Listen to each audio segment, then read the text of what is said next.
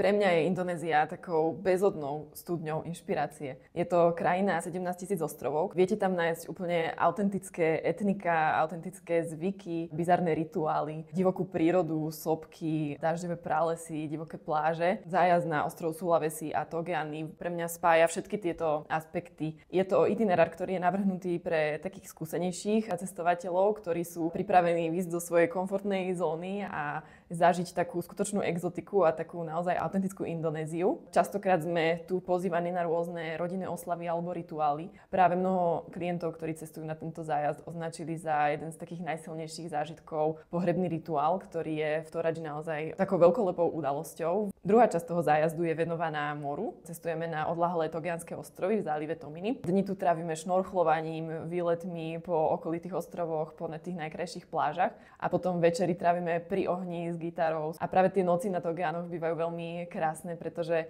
na týchto ostrovoch nie je ani elektrina, ani telefónny signál, ale okrem toho na hladine sa v noci objavuje svetelkujúci plankton, takže tie noci sú tam naozaj magické. Pre mňa je to ostrov, kde som videla asi tie najkrajšie podmorské scenérie v živote. Na Togianoch žije aj etnikum Bajau, ktorí sú prezývaní aj morskí cigani. Sú to naozaj takí ľudia, ktorí považujú za svoju matku oceán samotný alebo more samotné. Pozrite si zájazd Sulawesi Togiany a budem rada, keď sa tam uvidíme.